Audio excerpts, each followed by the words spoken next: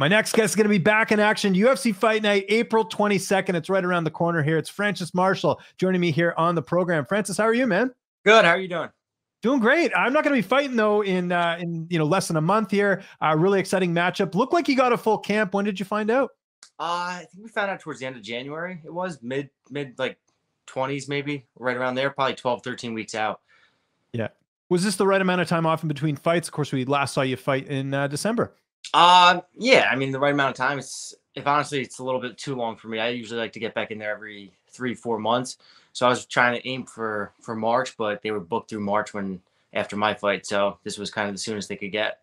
Yeah, well, it's good they got it lined up and everything. Let's talk about that UFC debut, man. Getting it done over Marcelo Rojo, second round stoppage. Outside of maybe a first round finish, could that fight have gone any better, man? You look pretty dominant. I mean, I thought it was going to go way more of a grappling type. It was kind of surprising to me that he kind of went down with that punch, but I couldn't have wrote a more perfect script myself if I could have. So I was pretty happy with that performance. We hear about UFC jitters. It really didn't look like that in your debut. How did you feel going in there? Did it, feel different than other fights? Yeah, definitely more nervous than other fights. I mean, the stage is set so much higher. The lights are brighter. It's a bigger arena. I mean, just the first one to get out of the way, especially in arena, was nice. And then now go back to the Apex kind of, unfortunately, I'd rather have it in front of a crowd, but just to start big and then kind of work it back down small is like, I feel like this one's going to be easier to handle the nerves.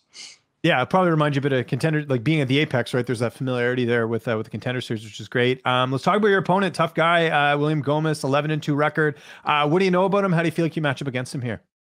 So he's on a 9-fight win streak right now, so he's been pretty impressive. He had a pretty, I guess, dominant first UFC fight. He won a pretty good decision. He's more of a kickboxer, I feel, but he wrestles in a lot of his fights, so I think it's going to be exciting. I think it's a good stylistic matchup. He's more of a striker kickboxer. I feel like I'm more of a wrestler grappler type of fighter, so it's kind of like opposites attract again. So we'll see how it goes.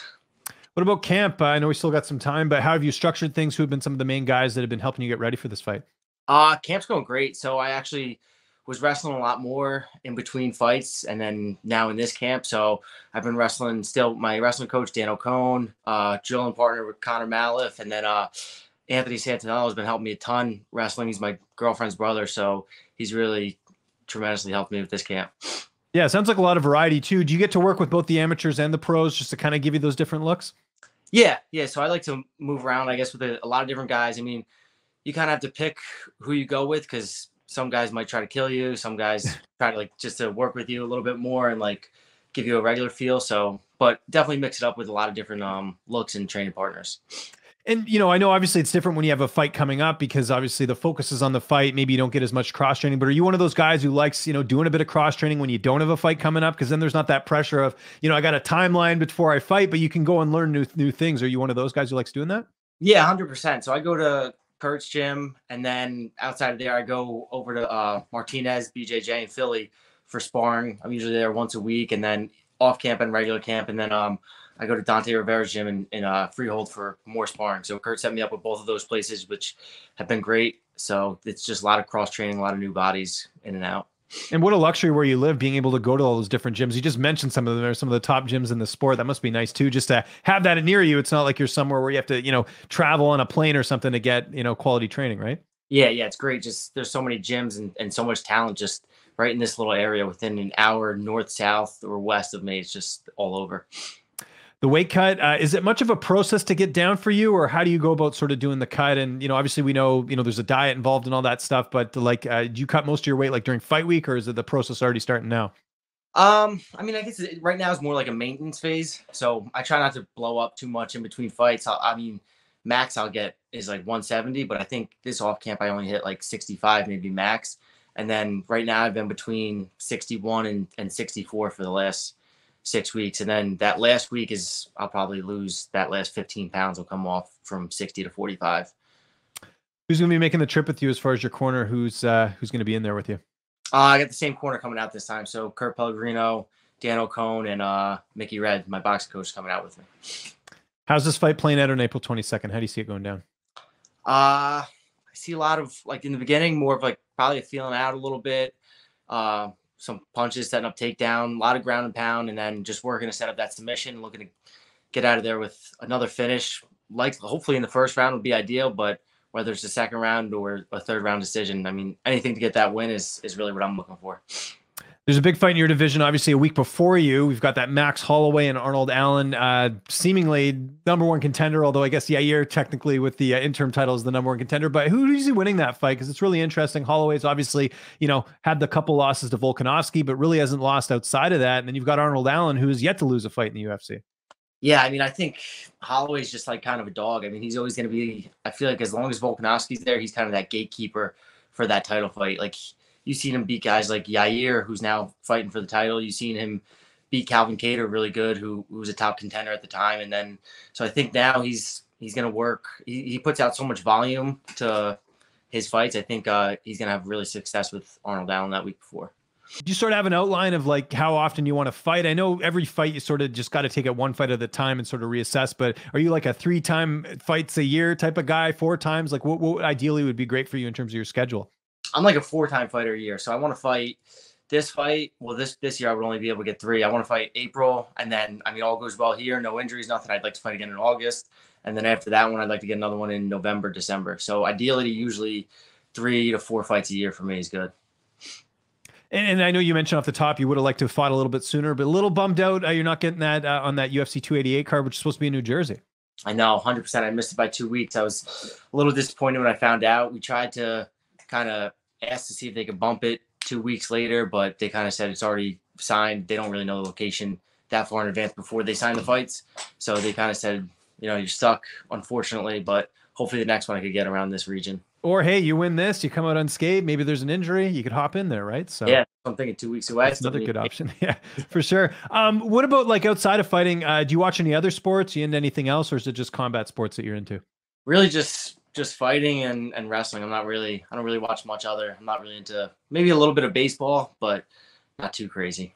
Okay, I was hoping for hockey. I'm Canadian. Your New Jersey Devils are playing pretty well, so I don't know if you've been I haven't seen any games. No worries. I like the honesty there. What about like video games guy? You watching any Netflix? What type of stuff do you like doing when you get that little bit of downtime?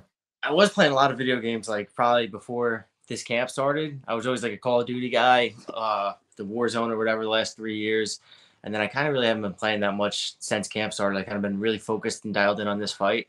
So not much downtime. And when I do have downtime, it's usually just rest and recover. Yeah, get those naps in for sure. What about before bed? You watching any Netflix or anything like that? Not really. Maybe right now I've just been watching that new season of Outer Banks that just came out. But oh, nice. Okay. Before that, I'm just, when it's bedtime, it's bedtime. No TV. Just shut it right down. That's good. How has it been being in the UFC now? Obviously, the second fight there. Do you feel like a UFC fighter now? Like I know for some guys, like you get the contract, but then once you actually step in there, do the fight, then you sort of it's kind of get set in. Are you kind of feeling that way now that like, hey, you're a UFC fighter now? I mean a little bit, but I still feel like I'm me. I still feel like a kid almost. I feel like I'm not that old, but I still feel like I'm like 18, 17 years old, just like shooting for the stars still and like looking at that higher path to the top 10 spots and like still setting those goals. But it really doesn't feel like I'm there. Still kind of feels like a dream, Who are some of your influences like early on as far as fighters you liked watching, like before you got to the UFC yourself? Was there anyone that comes to mind? Definitely Kurt, my coach. I watched his old fights back when I first was starting. Who else? I mean, just the usual, like when there's big fights on, I'd kind of just buy the pay-per-view, throw them on when I was younger, just watch the videos of all the guys. And then I kind of didn't watch it for a while, like maybe 5 or 6 years. I wasn't really into the sport. Like not that I wasn't into it. I just wasn't like, I guess a fan. And then within the last year, I'd say I became more of a fan of the sport, but more to gain knowledge. So I'll watch a lot of the fights, like when I'm working out in my garage, like doing cardio, running and biking, but I'll try to see different styles and how guys do things. So within the last year, I definitely became more of a, I guess you could say, a fan of the sport. Yeah. And, that's not uncommon, by the way. I hear a lot of fighters that, they train and all that, but they're not really watching the fights unless it's something in their division or whatever. Cause I know there's so much going on, right? Like even for me as someone who covers the sport, it's tough to keep up every weekend because they're doing cards like every weekend, right? Yeah, they got over 700 and something athletes. It's so hard to keep up with everyone. So just mostly guys in my division or up a division, down a division, I watch a lot just because the movement's kind of the same at 35 and 55, just a little bit bigger or lighter. So just to kind of see those different styles and looks of everyone else.